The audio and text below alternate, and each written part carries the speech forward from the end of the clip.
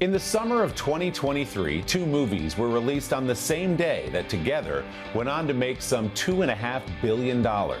Barbie, the beloved plastic doll, and Oppenheimer, the father of the atomic bomb, made an unlikely pair at the box office. J. Robert Oppenheimer was played by Cillian Murphy in a performance that earned the Irish actor an Academy Award and made him a somewhat reluctant international star. From the grand spectacle of Oppenheimer, Murphy now leads an entirely different but no less powerful movie called Steve. Cillian and I got together in New York the other day for a Sunday Sitdown. Cillian Murphy has not let an Oscar go to his head. Did it change anything for you professionally to say Academy Award winner Cillian Murphy? In my personal life, not in any way. That's why I said professional, Yeah. I'm sure. At home it was. No, who cares? Yeah.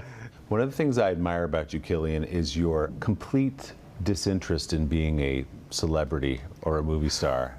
I've always felt that if you want to try and inhabit somebody convincingly, that it seems sensible, that people wouldn't have an impression of you as an individual. And I like the transformative nature of acting. So if you can kind of keep that as a background, then I think it allows you more freedom as a performer, you know. That ability to transform has made Murphy one of the most respected actors in Hollywood.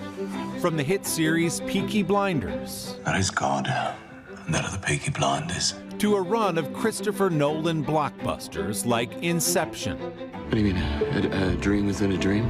Now he's earning acclaim again as a struggling head teacher at a last chance British reform school in the new Netflix film, Steve. More focus, less fighting, yeah? The story follows Steve through a frenetic day in his life as he grapples with his own mental health struggles while supporting the troubled students he loves. All I want for you to do is to just use us. You know, use the people here that care for you. Steve loves these boys. Where do you think that love comes from when he's not always getting it back? I mean, I think that's the big question as to why teachers keep doing what they do, because you're giving so much. I think it's probably because there are times when you really, really connect with a kid. You reach a kid who then stops being just a sort of a statistic or a quote-unquote problem. I do think it's that thing that when it works, it must be so satisfying. I think it's like a calling, you know? Yes. Your parents are teachers. What did you draw on for this character? I think when I was growing up, I didn't pay any attention to it really, other than the fact that I would get extra lessons from my mum and dad after, which I was not a fan of. More school. More school. But as I've gotten older, I kind of look back on it and I really admired them for like standing up in front of a class of 35 teenagers and then coming home and having to look after 4 of us and like cook dinner and then do all of the mark and exam papers and all of that and then get up and do it again. The 49-year-old Murphy grew up in Cork, Ireland with 3 siblings and an early passion for music. At what point along the way, Cillian, did you start to see performance as something viable for you or something that you enjoyed? For me, it was always music. I was laser focused on making music and having a career as a musician. Murphy and his younger brother formed a successful rock band in high school. They even were offered a record deal, but turned it down. Why didn't you take it? Well, my brother's in the band and he was very young and our parents just vetoed it. But it made me kind of have to pivot to theater because I wanted to be performing. So what was the leap for you from that stage with music to the stage with theater? When I was about 17, I went to a stage production of A Clockwork Orange, and it was this promenade version, and it was incredibly dangerous and sexy, and it was the most incredible thing I'd ever seen in my life. I just basically went and knocked on the door and pestered them to give me an audition. That month, I think it was August of '96, when you get the record deal. Yeah. You fail your law exams. Yeah. Apologies for bringing that up. That's okay. But I did. You met your future wife. Yeah. And then you auditioned for really your first role in Disco Pigs. Yeah. And get it. Yeah. So everything that really has guided your life since then happened in the space of a few weeks, which is kind of extraordinary. It's mad, yeah. Murphy toured with that Disco Pig stage production, eventually starring in the film adaptation too. The next year, he booked the lead in the hit zombie film 28 Days Later. Hello! A role that changed his life.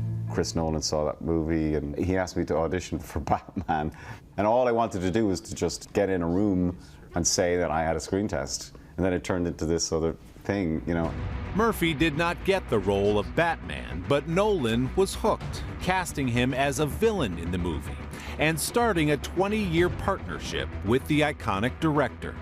We know what a Christopher Nolan movie looks like from the outside, but as an actor, why is it unique? There's these huge, vast sets, but when we got down to the work, it was just me and the other actor and one camera, and Chris right by the camera, and no video village, no monitors, and so it felt like independent filmmaking. And he could do scale like nobody else and set pieces like nobody else, but the care and attention that he puts on the performances, I think, are what set it apart.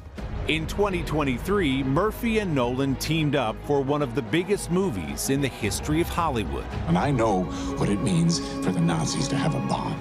Oppenheimer made nearly $1 billion and won 7 Academy Awards, including that one for Murphy.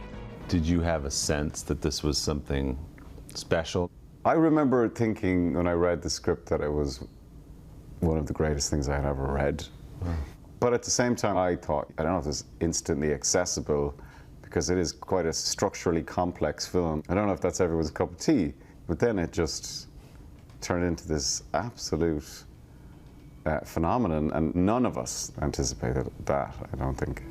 Whether leading an explosive summer blockbuster or a small ensemble film, Murphy is guided by a good story. Next year I'll have been acting for 30 years. I'm not going to take a massive swerve in terms of the work that I want to do. It'll be the same that has been since I was a young actor, because they're the types of stories I've always wanted to tell. Cillian's new film, Steve, is streaming now on Netflix. And by the way, this week, Netflix announced an upcoming Peaky Blinders spin-off series with Cillian as executive producer.